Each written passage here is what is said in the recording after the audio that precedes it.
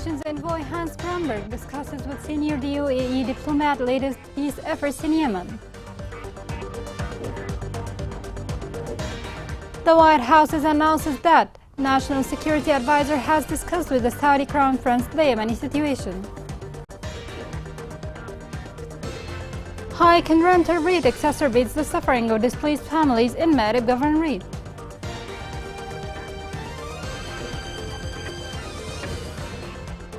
Welcome to Yemen Today TV. This is the English news with me, Injil Zazi. Anwar Girgash, the diplomat advisor to the UAE president, met in the UAE with Hans Gramberg, special envoy of the United Nations. The two sides discussed the latest developments related to the Yemeni file and the UN efforts aimed at finding a peaceful solution to end the Yemeni crisis. Girgash emphasized UAE's support for all efforts exerted to create appropriate conditions for ending the war. The European Union ambassador to Yemen said there is a political will to turn the page on the conflict in Yemen.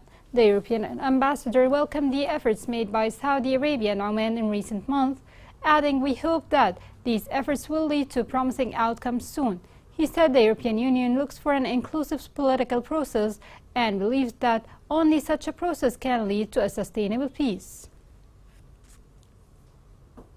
The White House announced that U.S. National Security Advisor Jake Sullivan discussed with the Saudi Crown Prince Mohammed bin Salman efforts to end Yemen's 9-year war. This report has more on this.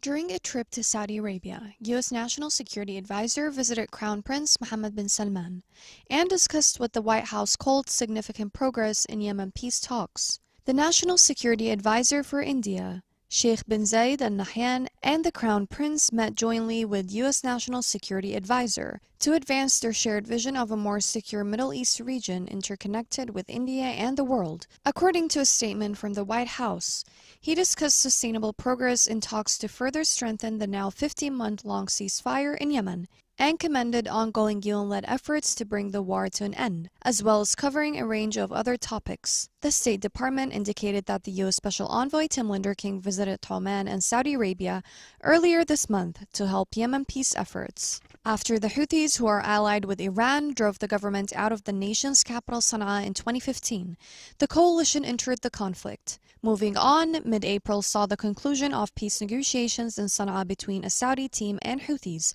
who are seeking a long-term ceasefire to stop military involvement in the conflict. The Houthi delegation's chief negotiator declared that the negotiations had advanced and that additional talks will take place. Tens of thousands of people have died and millions have gone hungry as a result of the conflict in Yemen, which is largely believed to be a proxy fight between Saudi Arabia and Iran. Last month, Mohammed Ali Jaber, a Saudi representative, led a trip to the Yemeni capital Sana'a in order to conduct talks with the Houthis and stabilize the ceasefire.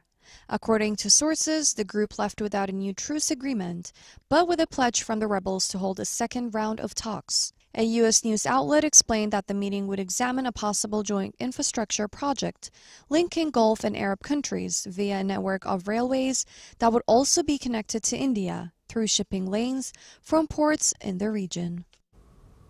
Informant sources revealed that a number of leaders and supervisors of the Houthi militia were arrested by a prominent leader of the group in Sana'a Governorate.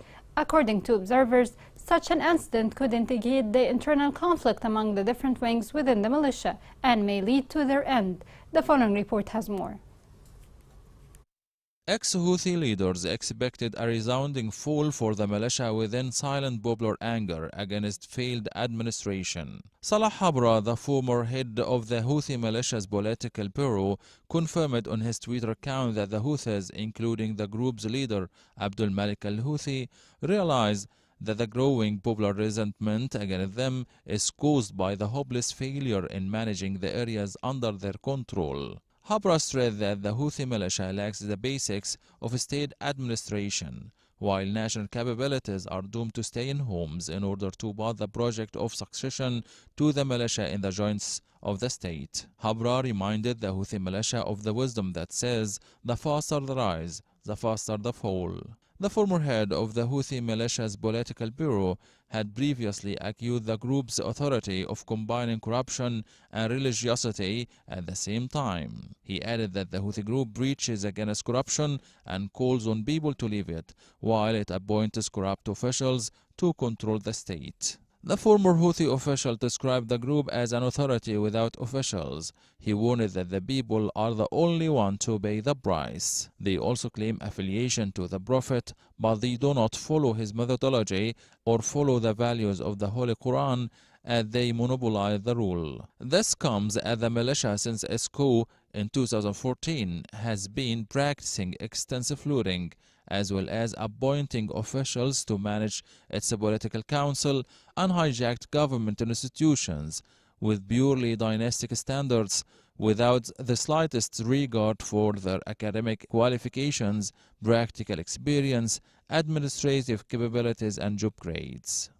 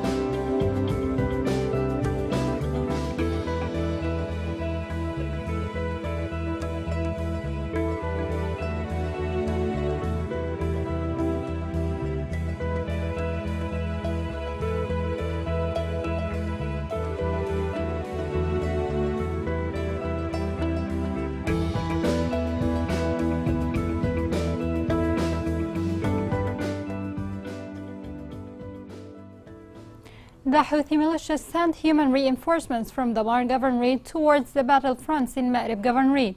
Observers consider these steps as a Houthi preparation for a new escalation on the fronts of Ma'rib Governorate. Also in Ma'rib, field sources said the Houthi militia dug tunnels in the Balkh front east of Ma'rib.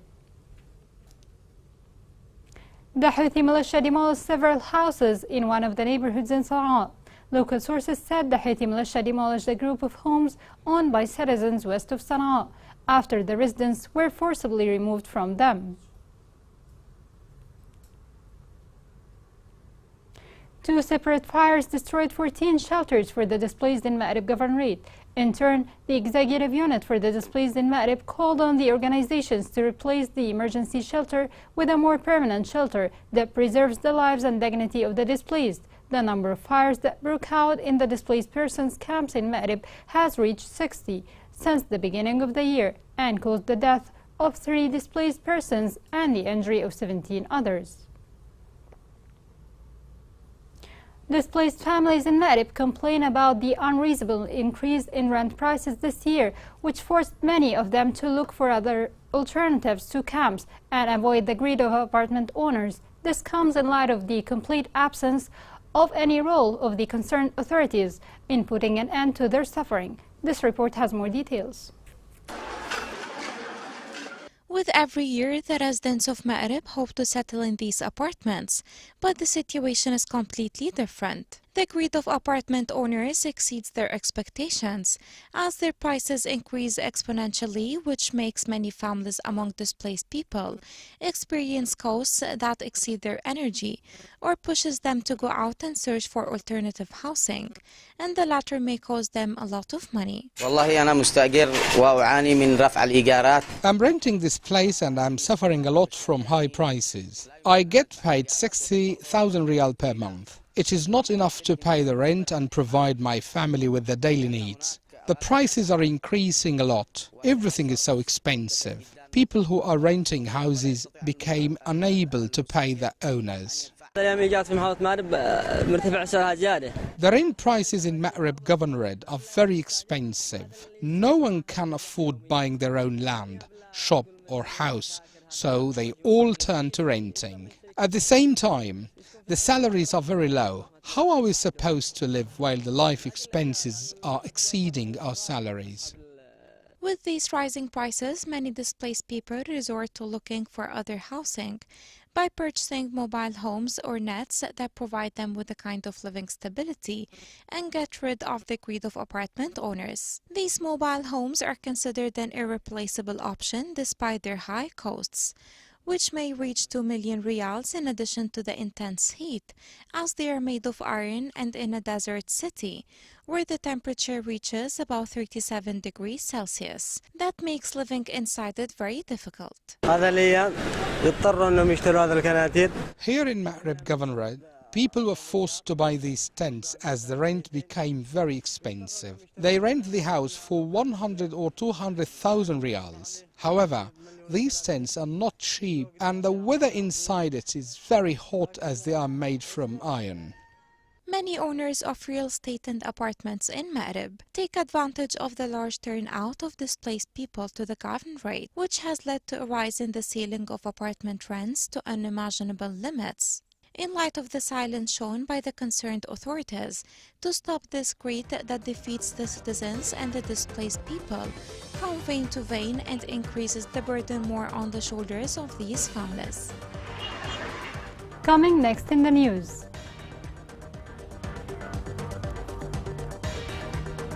Houthis launched campaigns in Al Jawf province to loot by force private properties.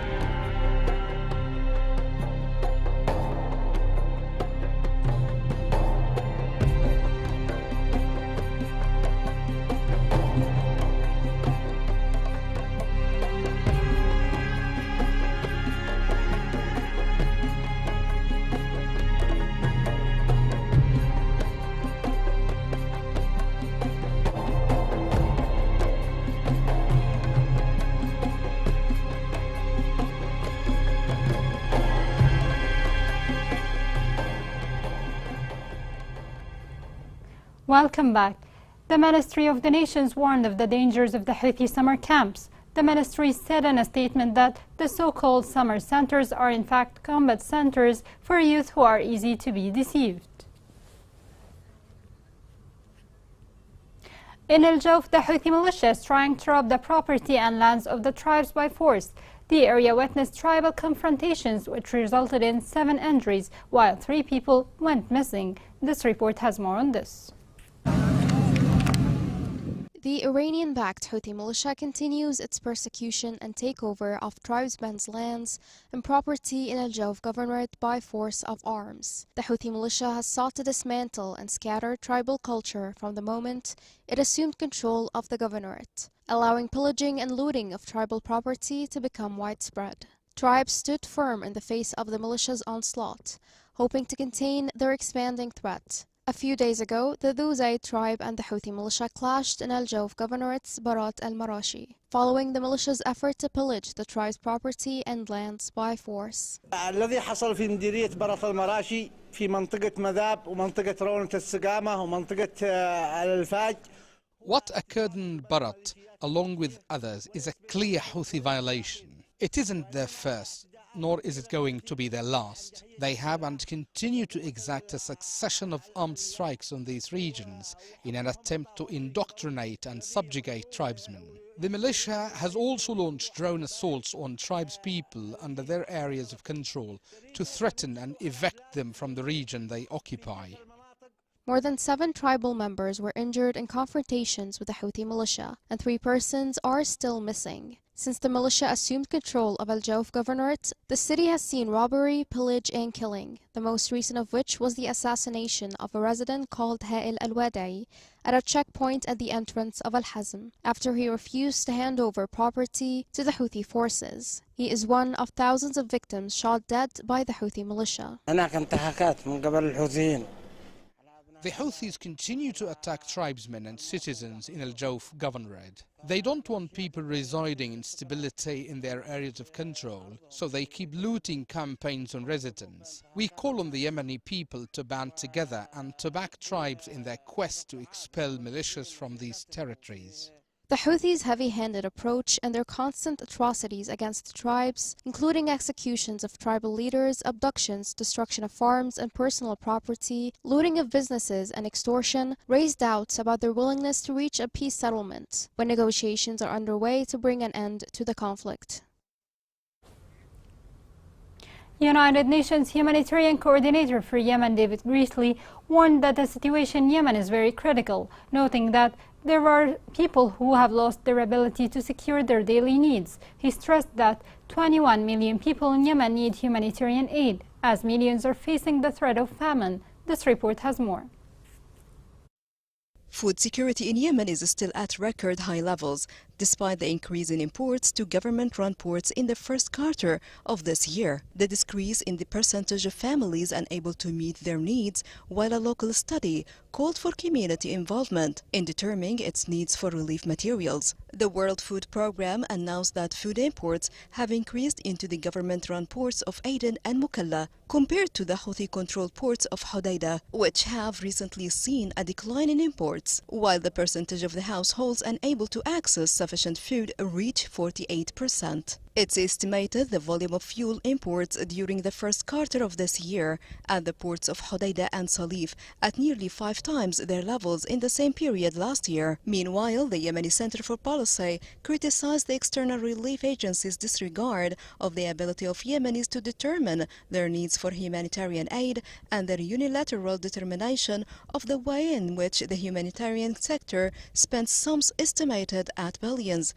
And this is not always done effectively, calling for enabling the population affected by living crisis to hold the aid sector accountable. The study revealed that millions of people need life-saving protection and humanitarian assistance services, of whom are internally displaced, like food and agriculture assistance, and are in need to essential health services and see clean water and basic sanitation support. The study concluded that there is a clear disconnect between what Yemenis need and what they receive, mainly because the current humanitarian response framework does not allow recipient communities to contribute to shaping humanitarian assistance at the planning and delivery stage. It attributed the lack of accountability to the discrepancy of practices of the various actors in Yemen, as there is no consistent understanding of what the concept of accountability to the affected population means, nor a unified framework which affects the affected population, indicating that many of those affected do not know how to reach the agencies that provide aid. Yemen has joined the global shift towards the concept of accountability to the affected population with the humanitarian response plans for Yemen for the years 2017 and 2018 that included this concept as a strategic goal. However, there is still a disconnect between the theory and practice, and adherence to principles does not translate into greater accountability. Here is a reminder of the main headlines. United Nations envoy Hans Grunberg discusses with the senior UAE diplomat latest peace efforts in Yemen. The White House announces that National Security Advisor has discussed with the Saudi Crown Prince the Yemeni situation. Hike in rental rates exacerbates the suffering of displaced families in Ma'rib Governorate.